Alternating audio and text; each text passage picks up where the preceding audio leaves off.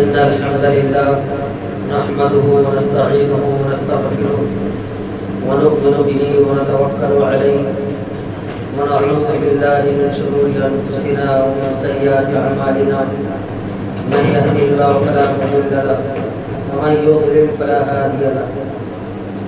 ونشهد أن لا إله إلا الله وحده لا شريك له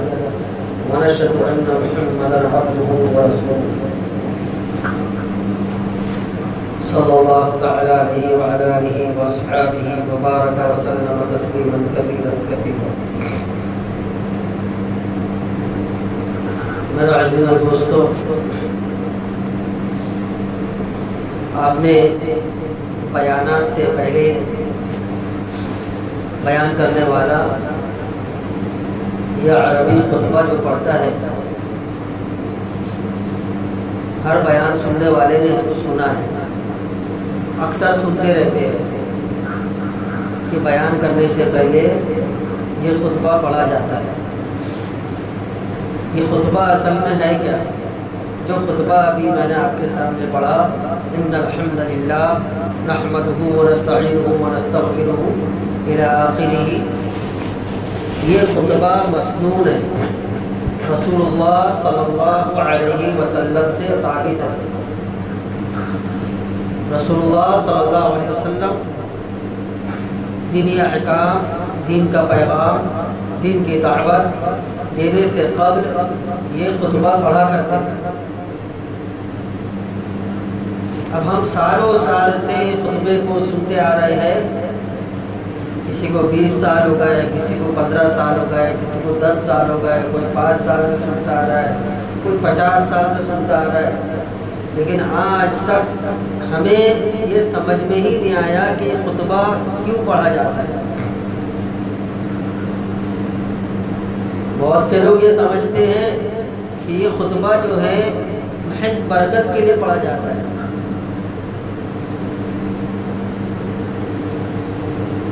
اور بہت سے جو موبائلوں وغیرہ میں بیانات سنتے ہیں تو وہ بھی اس کے عادی ہو گئے ہیں کہ بیان کو اتنا فارورڈ کرتے ہیں کہ خطبہ ختم ہو جائے اور اس کے بعد جو اردو میں گفتگو ہو رہی ہے وہ ہمیں سننی ملے. عربی زبان اگرچہ ہماری مادری زبان نہیں ہے، لیکن ہمارے امت کا طبقہ ہر چیز کی جستجو میں لگا ہوا ہے. بہت ساری چیزیں جو اس کو نہیں معلوم ہوتی اس کے معلوم کرنے کی کوشش کرتا ہے، سمجھنے کی کوشش کرتا ہے. دنیاوی علوم و فنون کے اندر بہت ساری چیز جس سے اس کو واقفیت نہیں ہے اس کی معلوم کرنے کی کوشش کی جا رہی ہے، اسے سمجھنے کے لیے کوشش کی جا رہی ہے. لیکن دین اور دین کی باتیں، دین کے معاملات، دینی احکام ہی ایک ایسے رہ گئے ہیں جس کے لیے ہم جستجو کے لیے آگے نہیں بڑھتے. ہم اس کو سمجھنا ہی نہیں چاہتے. ایسا کیوں ہوتا ہے؟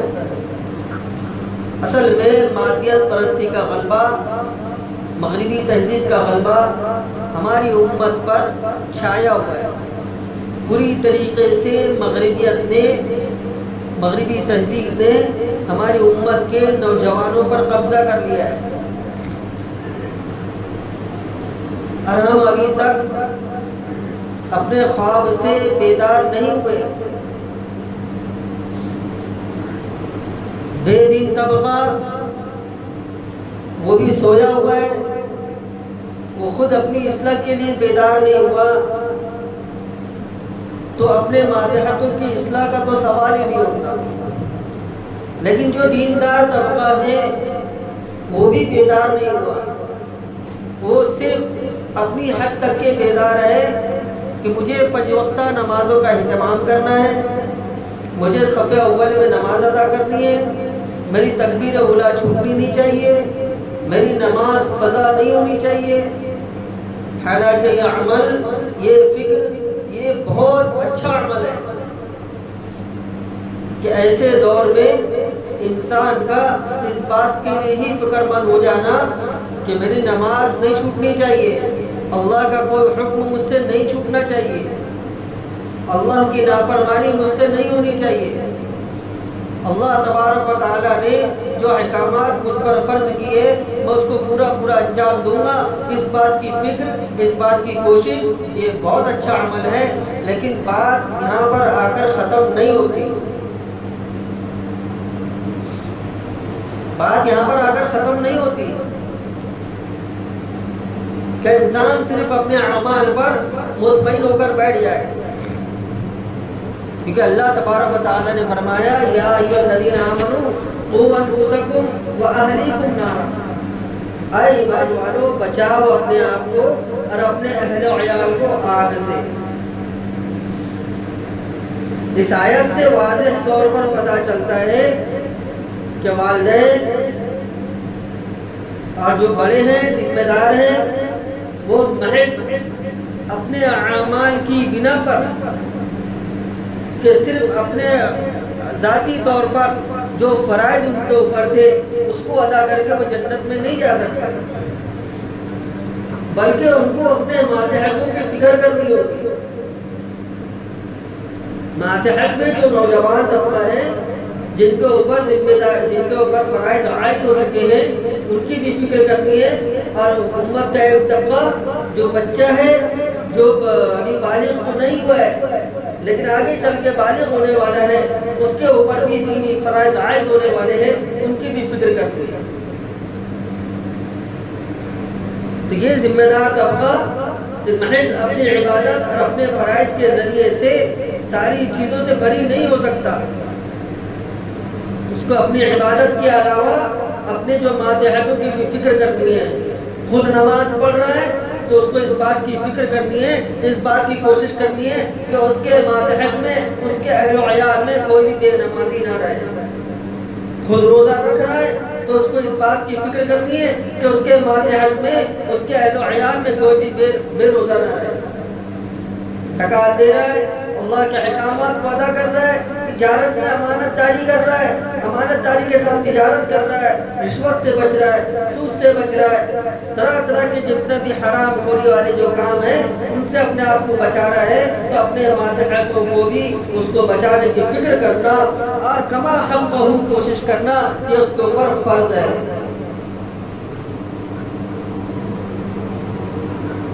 ابھی میں نے آپ کے سامنے جو چھوٹی سی بات کہی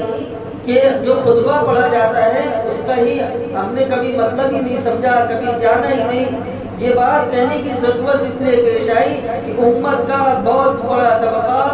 دین کے فہم سے غافل ہے۔ دیکھیں دین کے اندر دو طرح کی چیزیں ہیں، دینی علوم کے اندر دو طرح کی چیزیں ہیں۔ دینی علوم کا ایک وہ حصہ ہے جس کا تعلق روزمرہ کے امور سے ہے، روزمرہ کے کام سے ہے، جس کو ہر امت کے ہر طبقے کو ادا کرنا ہے، نبھانا ہے، اس کو پورا کرنا ہے۔ اور دین کا ایک حصہ وہ ہے جو گہرائی والا ہے، فقہی مسائل کا وہ حصہ جس کے اندر کافی مہارت کی ضرورت ہوتی ہے اور اس کا تعلق روزمرہ کے ہمارے کاموں سے نہیں ہوتا، ایک حصہ وہ ہے۔ تو دینی امور کا وہ حصہ جس کی ہم کو روز ضرورت پڑتی ہے، اس کا جاننا، اس کا معلوم ہونا اور صحیح طریقے سے معلوم ہونا، یہ امت مسلمہ کے ہر بالغ مرد عورت پر فرض عین ہے۔ نماز فرض ہے تو نماز کے فرائض، نماز کے واجبات، یہ ساری چیزوں کو جاننا بھی فرض ہے۔ روزہ فرض ہے تو روزے کی فرضیت، روزے کے فرض ہونے کا مطلب کیا ہے، کس طریقے سے روزہ رکھنا ہے، کن چیزوں سے روزہ ٹوٹ جاتا ہے، کن چیزوں سے روزہ نہیں ٹوٹتا ہے، اس کا معلوم کرنا بھی فرض ہے۔ اب اس میں یہ ضروری نہیں ہے کہ ان چیزوں کا علم اس کو ایک ہی وقت میں پوری طریقے سے ہونا چاہیے۔ معلوم ہونے کا مطلب یہ ہرگز نہیں ہے نماز کے احکام ہے، نماز کے مسائل ہے، نماز فرض ہے تو نماز کے اندر کون سی چیز سے سجدہ سہو واجب ہوگا، کون سی چیز سے سجدہ سہو واجب نہیں ہوگا، کون سی چیز سے نماز فاسد ہو جائے گی، کون سی چیز سے نماز فاسد نہیں ہوگی، ان چیزوں کا معلوم اسی وقت میں علی الفور ہو جانا یہ فرض نہیں ہے، معلوم کرنا فرض ہے۔ اب مثال کے طور پر نماز کے اندر کسی کو کوئی معاملہ پیش آ گیا، کسی کا کوئی واجب چھوٹ گیا، اب اس کو مسئلہ معلوم نہیں تھا، تب اس کے اوپر یہ فرض ہے کہ وہ اس مسئلے کو معلوم کرے۔ نماز کے اندر کوئی ایسا مسئلہ پیش آیا ہے جس کا ہمیں علم نہیں ہے، اب اس کے اوپر یہ فرض ہو گیا کہ وہ اس کو معلوم کرے۔ اور دین نے ہر چیز کو بتلا دیا ہے کہ معلوم کرنے کا طریقہ کار کیا ہونا چاہیے۔ فَاسْأَلُوا أَهْلَ الذِّكْرِ إِن كُنتُمْ لَا تَعْلَمُونَ، تم اہل علم سے پوچھو اگر تم نہ جانتے ہو، اگر نہ جانتے ہو تو اہل علم سے پوچھنے کے لیے کہا گیا ہے۔ تو ہماری امت کا جو طبقہ ہے، نوجوان طبقہ خاص طور پر، اس سے غلطی یہ ہو رہی ہے کہ دینی باتوں کو یا تو وہ سیکھ نہیں رہا ہے، اور یا تو سیکھ رہا ہے تو اس کا سیکھنے کا جو طریقہ کار ہے وہ غلط ہے، سیکھنے کا طریقہ کار ہی غلط ہے۔ کوئی گوگل میں سرچ کر کے سیکھ لے رہا ہے، سیکھنے کی کوشش کر رہا ہے، ظاہر سی بات ہے گوگل میں جب آپ لوگ واقف ہوں گے، جو حضرات موبائل چلاتے ہیں وہ واقف ہے کہ گوگل میں اگر ہم کوئی لفظ سرچ کرتے ہیں تو گوگل نے جتنے الفاظ جتنی ویب سائٹ کے محفوظ کیے ہیں اور جن جن ویب سائٹ کے اندر ان الفاظوں کا استعمال ہوا ہے وہ ویب سائٹ کھل کر آ جاتی ہے۔ ضروری نہیں ہے کہ آپ نے اگر کوئی لفظ جو ہے سرچ کیا ہے تو صرف وہی لسٹ آپ کے سامنے کھل کر آئے گی، ایسا کبھی نہیں ہوتا۔ اگر آپ نماز کا کوئی مسئلہ پوچھ رہے ہیں کہ نماز میں ایک سجدہ چھوٹ جانے پر نماز کا حکم، اور آپ نے وہاں ڈال دیا دارالفتہ دیوبند، تو آپ یہ سوچیں گے کہ ہم نے سرچ کیا ہے نماز میں ایک سجدہ چھوٹ جانے پر نماز کا حکم دارالفتہ دیوبند، جب آپ اس کو سرچ کرنے بیٹھیں گے تو سرچ کرنے میں کئی ویب سائٹ کھل کر سامنے آئیں گی، اس میں دارالدیوبند سے جو فتویٰ دیا گیا ہے اس کے متعلق اگر وہ اسی لفظ کے ساتھ موجود ہوگا جو لفظ آپ نے سرچ کیا ہے تو وہ وہاں پر شو کرے گا، اور اگر آپ کا یہ مسئلہ کسی اور الفاظ میں وہاں پر موجود ہو، اس الفاظ کے ساتھ موجود نہیں ہے تو وہ گوگل میں شو نہیں کرے گا۔ اب دوسرے جو باطل فرقوں کے جو ویب سائٹ وغیرہ اس کے اندر چل رہی ہے نماز کے متعلق ہو یا عقائد سے متعلق ہو، وہ آپ کے سامنے کھل کر سامنے آ گئی۔ یہ نماز کی میں مثال دے رہا ہوں، کوئی بھی چیز اگر آپ جاننا چاہ رہے ہیں عقیدے سے متعلق، اگر آپ گوگل پر اعتماد کرتے ہوئے اپنے دینی علوم کو منحصر کر لیں گے اور یہ سمجھیں گے کہ گوگل سے جو میں نے معلومات کی ہیں وہ بالکل صحیح ہے، تو یہ گمراہی کا سبب بنے گا۔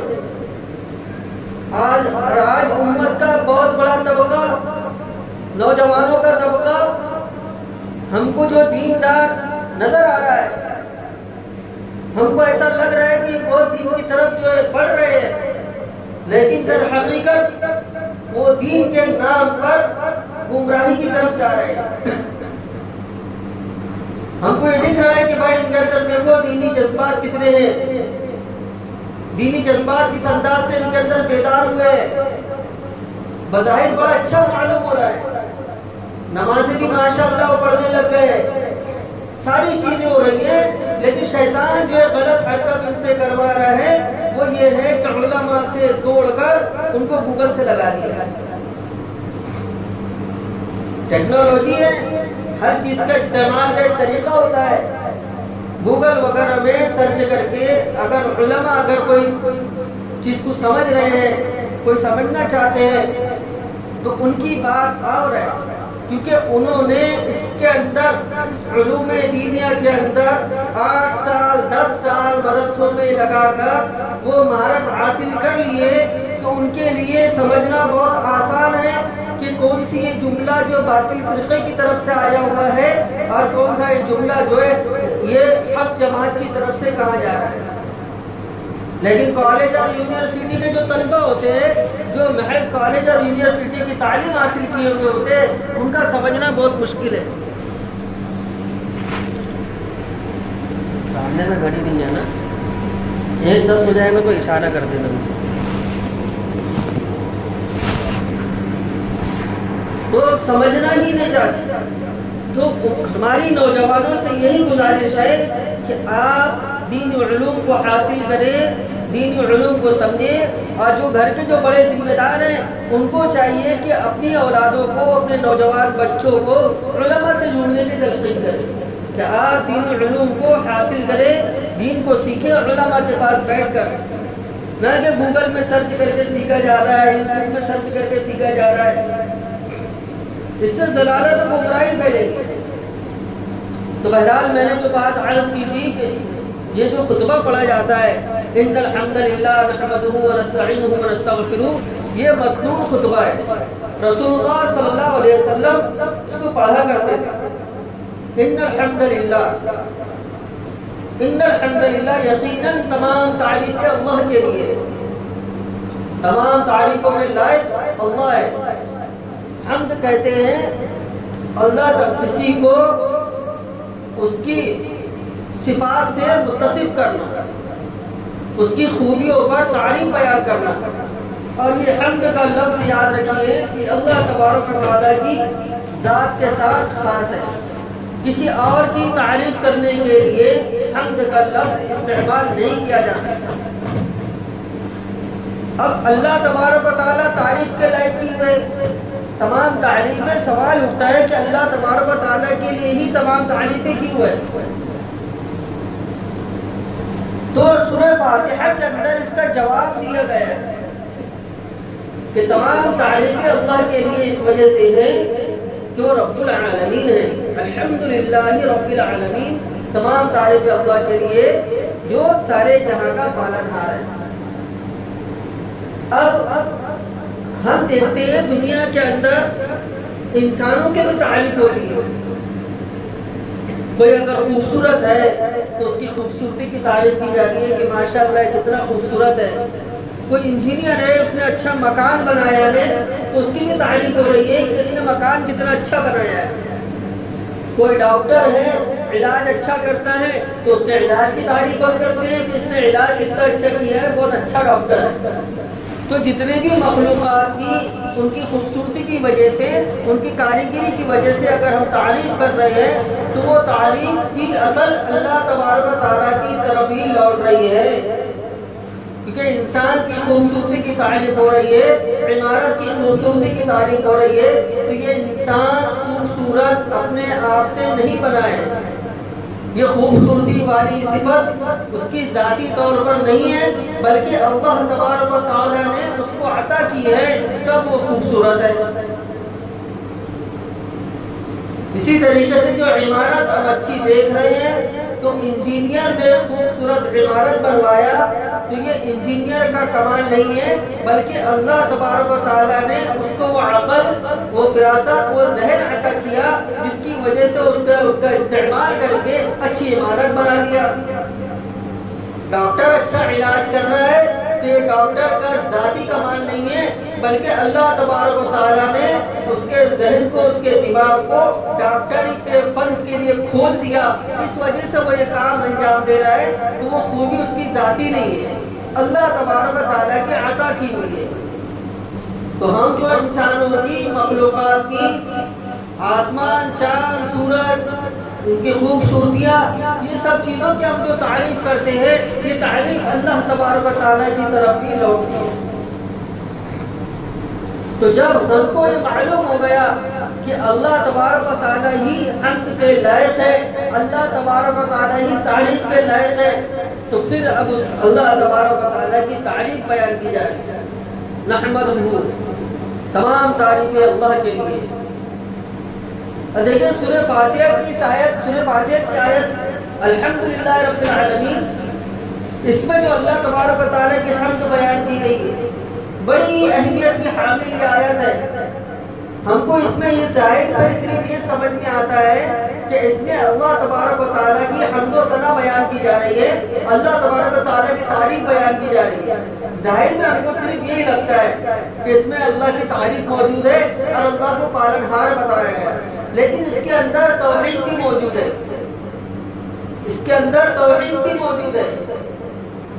کہ جب